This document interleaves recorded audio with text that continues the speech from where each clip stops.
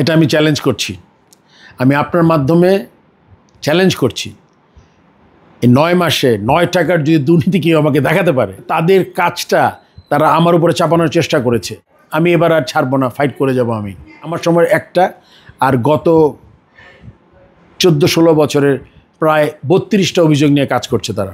আমি একা না, আমার সাথে বোর্ড ডিরেক্টররা ছিলেন, তারা মিথ্যা কথা বলেছেন। আপনার সময়কালে আপনি যে যতটা সময় ছিলেন বিসিবি প্রেসিডেন্ট হিসাবে, কোনো এক্সট্রা সুবিধা নেওয়া কিংবা দুর্নীতির সঙ্গে জড়িয়ে পড়া এরকম কিছু হয়েছে? এটা আমি চ্যালেঞ্জ করছি, আমি আপনার মাধ্যমে চ্যালেঞ্জ করছি। এই 9 মাসে 9 টাকার যদি দুর্নীতি কেউ আমাকে দেখাতে পারে, আমি আবার এসে আপনাদের কাছে আমি স্টেটমেন্ট দেবো। I will be accountable to the আমার দর্শক যারা আমাকে চিনে দীর্ঘদিন ধরে, আর যারা এখন সোশ্যাল মিডিয়াতে অ্যাক্টিভ। আমি চ্যালেঞ্জ করছি, অ্যান্ড যে ইউটিউবার এগুলো করছে তাকেও চ্যালেঞ্জ করছি। 1 টাকা, বাট এখানে একটা, যেহেতু আমি বোর্ড থেকে বাইরে এখন, এরা তো এই কাজে খুব পটু, তারা ওখান থেকে কী প্রডিউস করে আমি জানি না।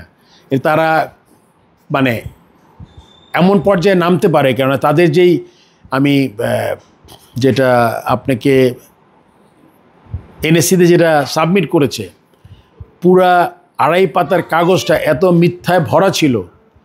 সব কিছু আসলে তাদের কাজটা তারা আমার উপরে চাপানোর চেষ্টা করেছে। সো ওইটা দেখে আমি আসলে মাঝে মাঝে ভীত যে তাদের নেক্সট ট্রিকটা কী হবে, এবং এটা বাস্তবায়ন করার জন্য তাদের তো মুখপাত্র রয়েই গেল।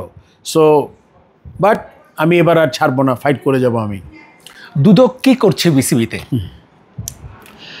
দুদক বিসিবির মেইনলি গত 12-14 বছরে যেই দুর্নীতির অভিযোগ পেয়েছে ওগুলো নিয়ে আপনার তদন্ত করছে। তার সাথে আমার যে ব্যাংকের যে একটা ব্যাপার ছিল ওইটারও চেয়েছে। আমি প্রত্যেকটা ব্যাংক ট্রানজ্যাকশনের কত তারিখে কোন জোন থেকে কোন জোনে কত ইন্টারেস্ট রেট থেকে কত ইন্টারেস্ট রেটে প্রত্যেকটা নোটশিট দুদকে আমি সাবমিট করেছি। সো দুদক এই সপ্তাহের মধ্যে দিয়ে দেওয়া উচিত যে ক্লিন চিট। আমার ব্যাপারটা আমি আমার সময় একটা, আর গত 14-16 বছরের প্রায় 32টা অভিযোগ নিয়ে কাজ করছে তারা। আপনার সময়টাতে সবচেয়ে বড় আলোচনার নাম হচ্ছে ব্যাংক ট্রান্সফার, মানে জনগণের টাকা না, আসলে মানে বিসিবির টাকাটা আপনি অন্য একটা ব্যাংকে রেখেছেন, কিছু অংশ রেখেছেন। এইটা নিয়ে অনেক বিতর্ক রয়েছে। আমারও প্রশ্ন, কেন মধুমতি পেল, যদি অল্প কথায় বলেন। আসলে এটা স্পেসিফিক কোশ্চেন করছেন আপনি।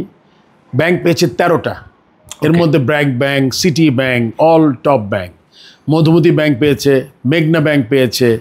সো মধুমতি ব্যাংক আবার আপনাকে স্পন্সর করেছে 8 কোটি টাকা, অন্য কোনো ব্যাংক করেনি কিন্তু। সো আপনি কিন্তু অ্যাজ এ বোর্ড, প্রথম হলো কি আপনার টাকাটা সেভ করা, প্রথম দায়িত্ব অ্যাজ এ বোর্ডের ক্যাপ্টেন প্রেসিডেন্ট, অ্যান্ড সেকেন্ড হলো আপনি কতটা ম্যাক্সিমাম বেনিফিট পেতে পারেন।